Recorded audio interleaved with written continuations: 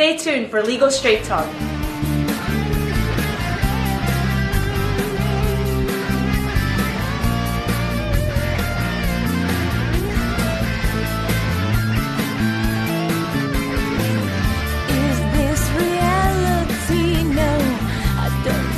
Okay, I need my kaleidoscope of colors to lead the way. I'm riding in my car and I'm coming on around the bend. It's a chase, this twisted race. I'll be on top again.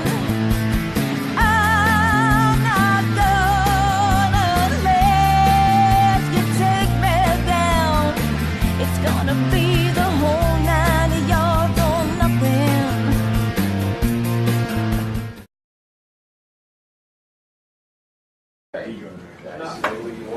Hi, I'm Tom Mele, and welcome to another edition of Long Island Straight Talk. You know, over the past several weeks, we've had all different types of attorneys, and we talked about different areas of law. While my partner Brett is down in St. Thomas enjoying the weather down there, and we're up here in the rain, I'm going to be filling in for Brett today. But I have a very, very special guest today. And this is an area of law that we have really never gotten into, which is going to be kind of interesting for the people that are in the world of entertainment. Now, we know over at the studio, we're always having shows, different type of shows regarding entertainment. And the question always comes up, well, how do I protect myself? Or what do I need to do? So we're going to sit down today. We're going to talk with Stephanie Ovadia out of South Hempstead and find out what it takes, to be a entertainment attorney, and what it takes for the people who are the entertainers to protect themselves in a world like we have today, especially with the internet. You know, it's so easy to get onto the internet and download a song, and you wonder, well, you know, am I protected with that song? Is somebody going to steal the song? How do I copyright certain issues? How do you copyright yourself? How do you do this? Well, we're here today with Stephanie Ovadia. And Stephanie, I want to welcome you to the show today. Thank you so much. I'm very happy to be here. Entertainment law. Yeah. I got to tell you, you know, that's an area that we've never really gotten into before. You know, we have so many people that come to the studio that perform, and in upcoming performers that today, I mean, we've had everything from 7-year-old little kids to adults. You know, just recently I had the opportunity of speaking with a group who I believe that the oldest member of the band was just knocking 80 years old. Wow. And in his lifetime, he's just now getting into it. But to hear this guy sing was amazing. Isn't that something? something? He had, what a set of pipes. So from an entertainment point of view, or from a legal point of view, just give me a brief overview of what you do as an entertainment attorney. Well, I'm sort of, it's funny because as an entertainment attorney, most of the people who come to me are starting out. So I'm definitely an advisor of sorts.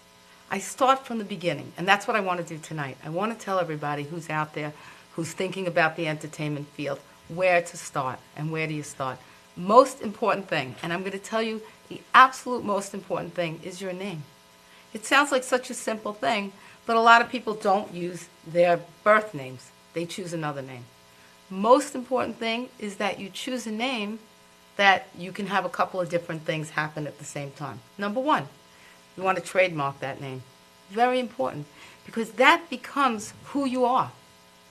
Regardless of whether it's your birth name or an entertainment name. Right. Well, the entertainment name becomes your name. I mean, you don't know very many people's names other than their entertainment name. Well, let's take somebody like, I don't know, Dean Martin. Okay. All right. Now, Dean Martin, he had his name, Dean Martin. Right. But then you have somebody like Cher. Right.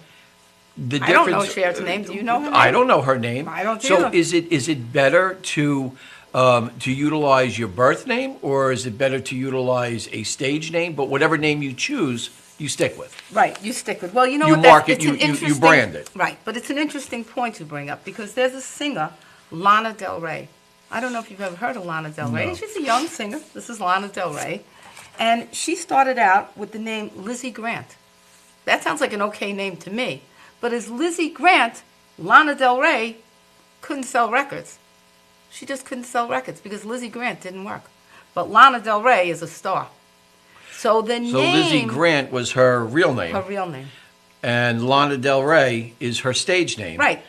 She couldn't sell records as Lizzie Grant, which she tried. She originally came What out with her causes real that? name. I don't really know. You know, it's that Shazam, that ba-ba-ba-boom. You need that name. And that's why I wanted to come out here tonight and talk about the name first, because that's the most important thing. And once you've chosen that name, there's two things you have to do. You have to, number one, trademark that name, because that becomes your brand. And today, branding is a big thing. I know when I was starting out and my friends were starting out, I don't think I ever heard the word branding, other than maybe for Coke and Pepsi and things like that. But today, your name becomes a brand. Look, Jessica Simpson. Look at all the products she's branded. So for somebody like Jessica Simpson, all right, and I'm going to stop you periodically because Go ahead. I wonder about these things. With, you know, we spoke with a corporate attorney not too long ago, and if my name is Tom Mele, and I do, obviously, you know, the radio commercial here on Long Island, and I always started the commercial office that said, I'm Tom Mele from blah, blah, blah. I'm Tom Mele from ABC. But I never trademarked the name. But if somebody else decided to do a commercial and say, hi, I'm Tom Mele, even though Tom Mele is not their real name, if they did that, do I have a cause of action against them since I already have been utilizing the name? Almost like a corporation. So if my name of my corporation is, I don't know, the Long Island View, and that's Right. my corporation. If I don't trademark that corporation, but I incorporate the corporation, and the somebody else decides to do the Long Island View, and they try to trademark that, don't I have a cause of action against them to stop them? Well, it depends how you've legalized your name or that name, what steps you've taken, how long it's been in use, and what you have done to legitimize and legalize that name. Is there a statute Now- of limitation for that? No, there's no statute of limitations, but the best way to prepare yourself is, with a corporation, is to incorporate, because you're not going to be able to incorporate another company in New York with a similar name. However, if you look at Domino's, Domino's Pizza, Domino's Sugar, you know, Domino's is used, but for different things. So it really depends on what you're using this name for. But I suggest that before you start using your stage name or celebrity name or however you want to talk about it, you check two things. Number one, trademark. And number two, which is even more important today, is the website.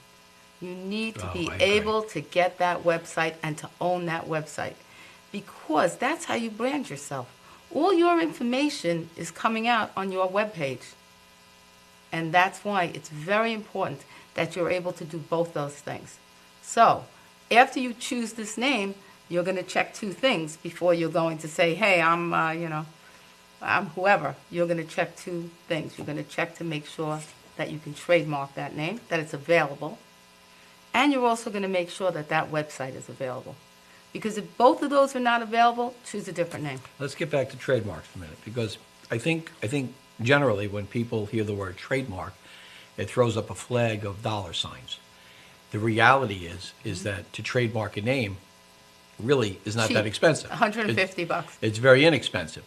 So for $150, you're securing the very slim probability that somebody can utilize the name. However, if you become a celebrity or a star out there 10, 15 years down the road, the trademark for $150, $200, whatever Right. it is, was a very worthwhile investment. Absolutely. So I would think that probably is a good thing to do. Absolutely. The other thing is with Facebook. Obviously, everybody knows that social media today is amazing. Right. With it, a flick of a switch, you know, when we broadcast, you know, we are all over the world, and you know, to send that via Facebook or G or any of the social medias is just such an incredible, powerful tool, and that having that Facebook name with your name is probably one of the smartest things, even before the trademark, I think, that you can do. Well, Facebook, the thing with Facebook is, though, you could have a number of people with the same name on Facebook. There's nothing stopping from 10, let's say, Stephanie Ovadias. Okay, that's Facebook. There's a number of people that can have the same name. With trademark, there can only be one person with that name. And with a web page, a website, so www. I'm sorry, website, correct. I was saying Facebook, right. Okay, yeah, you know what? There's so much social media, I know. your head can blow you up. start to get confused. Yeah, between Twitter and all these other things. But that's kind of the way it works. So there'll only be one website with Stephanie Ovadia, and that's Right. it. So I'll tell you something, just to sidetrack a little bit away from entertainment, but just something that people should know. When I named my children, the babies, my youngest ones, I looked for names, and I made sure that their names were available so that I could buy their websites. Is that right? I did, both of them. I have twins. My last two were twins. And what I did was I bought all my children's names so that they would all have their websites. Because now this is very funny, but my son, Daniel Ovadia, there must be a number of Daniel Ovadias, I've been offered money from at least 4 of them to buy my son's website from me. Very interesting. So it's Very very important. interesting. It's very important today that you own that webpage. I want to get into entertainment law from the perspective of a child. Mm-hmm. And is that child truly protected if that child is a young entertainer? So let's assume that for 1 minute we have a family out there that has a son or a daughter that is trying to break into the business through commercials, et cetera, et cetera. You help them become established.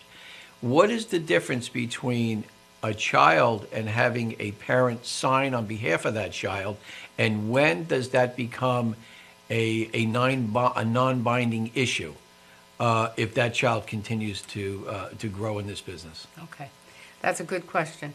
And normally, the way that works is that the parents will sign for the child until their 18th birthday. Some contracts today, I've noticed, and quite honestly, I don't know if there's any validity to this or if they're just trying to make the child aware of what's going on. At 14, they'll want the child's signature also, which is interesting, but I've started to see that.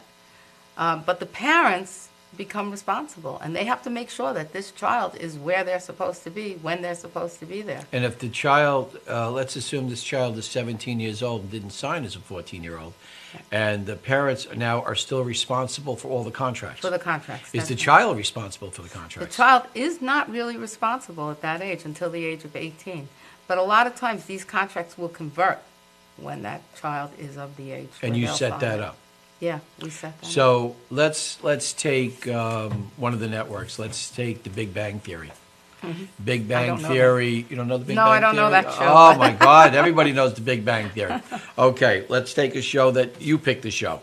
Well, let's pick one of the reality shows, because I've done a lot of reality contracts. I don't watch reality TV. But yeah, don't get Okay, it. let's pick Housewives, any one of the Housewives shows. Okay, let's take. I really don't watch Housewives either. But anyway, let's take a Housewives show. Let's say that show is airing, and all of a sudden they see this young star, and they want to now contract with Betty Jane to be on the series. Tell us how you go about securing her position on that show. Okay, well, first of all, a child just doesn't come on the show. That's just not the way it would happen. They would have an agent, and somehow the show would put out that they're looking for a certain type of child, and they would put it out to all these agents, and an agent would have a child, and they would all come and test for the show.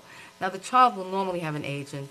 They'll normally have a manager, because if they're already at that level of going on to a show, they've done a few other things in the past. So they'll have an agent, they'll have a manager, and a lot of times they'll even have a lawyer. And that's how it would start. They would contact the agent would then have the child come and test for whatever show this is for. And then they would make a decision. They would go back to the agent would go back to the parents would discuss it with the agent. They would talk about money and, what type of, what this is. And that's really how it would come about. Now, the child the parents will always have the right to put in these contracts that they can break this contract. Because unfortunately, it's not like an adult. With children, things change. And sometimes you need to have escape clauses depending on certain With things. a lot of networks, do they want those? No, they don't, but I try and put escape So, clauses into those type of contracts. aren't you jeopardizing the child's possibility of getting the role? You are. Well, that's in everything, because every contract any contract that comes from I don't know, any... if I was a producer, and let's say I'm doing The Housewives, and I had 2 children, and I'm very interested in both those kids, and one had an escape clause and the other one didn't, I would be a little leery about taking the one with it. It depends. You may want that one may be more talented and you're willing to take it with an escape clause. It depends. Sometimes they are willing to take the escape clause. But a lot of times what happens, I'll tell you, the reality of the situation is the network hands you a contract that's this tall, and you're so happy to get that job and to get that contract, you don't even hire a lawyer. You don't hire a manager. Your That's very agent got you. dangerous. It is very dangerous, but you would be surprised how many people sign Without looking at it. at the dotted line. Well, I They- always say how many people actually read their insurance policy, and I only know one, and that's my father. Right, there You know, you my go. father-in-law actually, well, now I know two, because What we have made him somebody read in it, the though? audience raising his hand, and why I'm not surprised at this person that he read this insurance contract. But, okay, let's take somebody like myself. Okay. I'm walking down the streets of Manhattan. All of a sudden, a producer comes up to me, and he says, wow, I like the way you look, I like the way you built, I like whatever the case may be. You know, and this has happened many times. I mean, that one guy who just died recently, big, muscular guy, he was on Armageddon, the movie, I can't remember his name. They actually found him as a steam worker in New York City. He used to work in the where those big grates in the street, the smoke grates. What am I thinking about here? Sewer grates. The sewer grates. Okay. They saw this guy come up, and they saw the size of him, and they casted him for a show. Here's a guy who's never acted before, never even thought about show business before. What do you say to somebody like that? What would I say if he came to me, or what does the Well, let's producer say now all of a sudden the producer says, I want you. I like the way you look. I think that you have, he played in The Green Mile Okay, with Tom Hanks. okay. I don't know, did you watch that movie? No, I'm sorry. Okay. Okay. But he, how do you advise somebody like that? Well, the first thing, they would have to present him with a contract. And then we would have to go through it point by point. You have to go through these contracts very, very carefully, because they each have their own little thing that you have to look out for. And I've seen the strangest things in some of these contracts that you would not believe, some of the ideas that lawyers and studios put in contracts. Because, of course, they want it to be for their benefit. And they want to lock up a talent. If they say, wow, this guy's amazing, look at him, he's sensational. They want to lock you up for as long as possible and with the best terms for them. So that when you are big and famous, see, when you start, they're not making money off of you. They're not, because you're not going to bring anybody to the theaters, because nobody's coming to see you. You're not, Tom Hanks or somebody that's going to bring, traffic. But after the first movie, you could be a breakout star, and then you're worth something. And at that point, you're already locked up into a contract that you can't get out of for 5 years, making very little money. And you also have to think about merchandising, and I mean, there's a whole So there's a lot involved with it. I think that the glory of wanting to be, there's an old expression that for every, I think 9 out of 10 people want to be in front of the camera, because they want that exposure. They Right. want to be the next Brad Pitt or Jennifer Lopez Right. or That's whomever, true. and they fail to hire an attorney to look through the contract because everybody wants that stardom. They They're think afraid. that that's the golden goose, They're afraid. and they're afraid of losing. Right. Well, Right. I'll tell you about one of my clients, exactly what you were saying. I had a client who was chosen for one of the big shows, and she gave me the contract. The contract was this big. I would say 2 inches of paper. I couldn't imagine what could be in this contract. It's 2 inches. This is someone who's never been on a show before. I'm reading through the contract, and it's getting worse, and it's getting worse, and And it's worse getting in worse. which capacity? What Everything. would make it worse? They They there hired was- this girl, an unknown, Okay. to do a great show. They'll give her the $5,000 up front, and then she'll never see any money. Never. Because they talk about net profits, and that's something else we should talk about. What is net profits? I'm going to ask you, what does net profits mean to you? Well, I mean, I know what net profits is, but net profit is everything that's left over after the expenses. So, am I right? But what are expenses? That's the point. All right, what are the expenses, and how do you prove that? You know, I Right. mean, if a show said that, you know what, you're going to have a 2% of the net profits when it's all over with. Right. If the movie grossed X amount of dollars, because you always hear that this movie Well, grossed worth this, millions the and movie grossed millions this, of dollars. but at the end of the day, the profit of that 2% of whatever the profit was that it took them to make, it could be minimal at best. At best, if I not have a loss. I have a good friend of mine who is the executive producer on The Wrestler with Mickey Rourke. Right. And he told me that when he put this together, he lost. He didn't make much money on this, Right. and he was the executive producer for it. And I think that it was because he didn't really he didn't present the documents to somebody who could have advised him in the right way. Right. I'm assuming that that's what happened. Right. So it's very important that for all of our audience that are out there that, you know, and let's kid, everybody wants their kids in show business today. Right. I don't know, I don't, but I mean, but a lot of people do. But, you know, they want their kids to be behind the camera and to be, you know, on in Hollywood and et cetera, that the most important thing is to run that contract past the lawyer, because the end result may be more devastating Right. than the reality of it. Right, especially if you're locked up for a very long time. And the way they do that is they'll do a 1-year contract, which is fine. You know, you think to yourself, okay, it's 1 year. And then they'll do options. Now, to the general public, they see options. They're like, oh, options. That means maybe, maybe not. I don't have to. Not that important. Well, if they say that they have options, it's at their option. So if they want to lock you up a 2nd year, a 3rd year, and sometimes it goes to 5 and 6 years, you could be locked up for all those years. It's their option. At their option.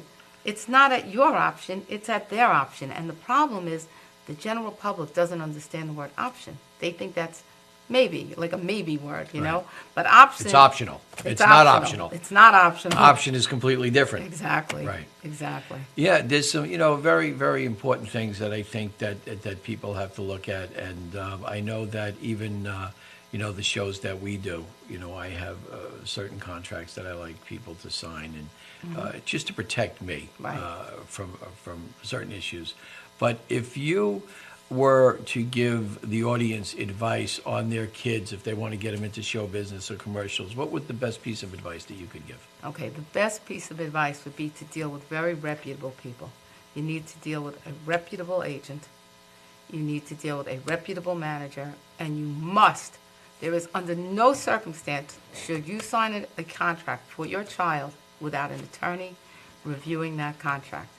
Because first of all, you have to make sure, this is another point that I brought pages because there's so much to talk about in Right. such a short period of time. The percentages. I mean, you have to be very careful with the agent, with the manager, with the lawyer, because aside from the net profits, there may be nothing left if you sign for these crazy percentages.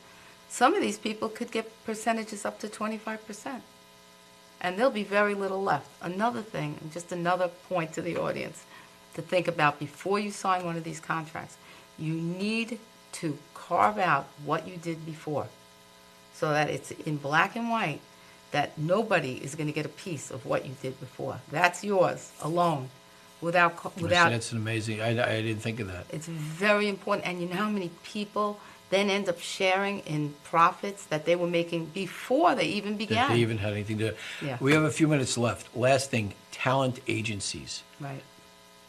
The word just has smoke coming out of my ears. About 15 years ago, my wife somehow talked me into going to this talent agency. Okay. And all they did was soak me for about $3,000. For pictures. I got nothing out of it. Headshots, I right? got nothing out of Right. it. Nothing. I got one call. They wanted me to do a commercial for the guy who was the governor of New Jersey, Beard. I can't remember his name. I forget who he was. But anyway, they wanted me to do. They wanted me to portray him.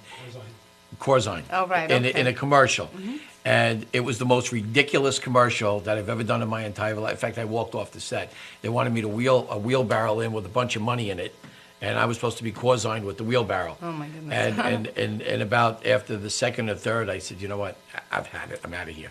Right. And that was the last thing I ever did for them. But to this day, somehow they still call me and The say, talent agency? they text me. I've had my phone number for years. They text me and they say, we have a movie coming up with X, Y, and Z in it. We want you to read for the part. Right. It's garbage. It's garbage. What do you have to say about these talent agencies? How do you know if it's a real one or a fake one? Or how do you know if they're just not taking you for your money, if it's a scam? I haven't had too much to do with talent agencies because my clients usually have agents. But I know I read recently in the paper about a scam that was going on in the malls. They were coming up to you if you were walking with children. Did you hear about this? I heard something about that, yes. And they would say to you, your child should be in the movies, and then they would set you up with a photographer. Yeah, and, for all of this nonsense. right, Yeah. and it's sort of the similar kind of situation. Stephanie, we've just reached the I threshold know that I have so much of more. what we need to do here. And, I would love to have you back, but unfortunately, we're running out of time. There are so many scams out there. Mm-hmm. There are so many important issues that I think that people have to realize if they're going to get into this business. Right. If they needed to reach out to you, how do they do it? They can call me directly on my cell phone, 516-971-2041. My office is at 1080 Grand Avenue. That's South Hempstead, and I would love to help you.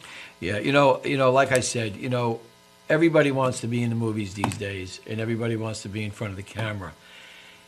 It could be a wonderful, wonderful, wonderful experience, but you have to remember, be careful before you leap. If you leap first, you could lose all that you've worked so hard for. If you reach out to an attorney like Stephanie, have her just review that contract. Have her go over the contract in detail. There may not be anything there that's worth being concerned about.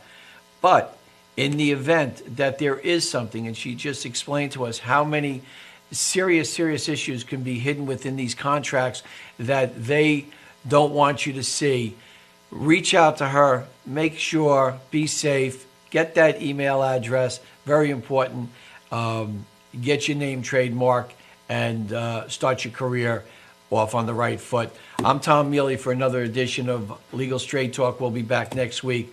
Have a wonderful week. Talk soon.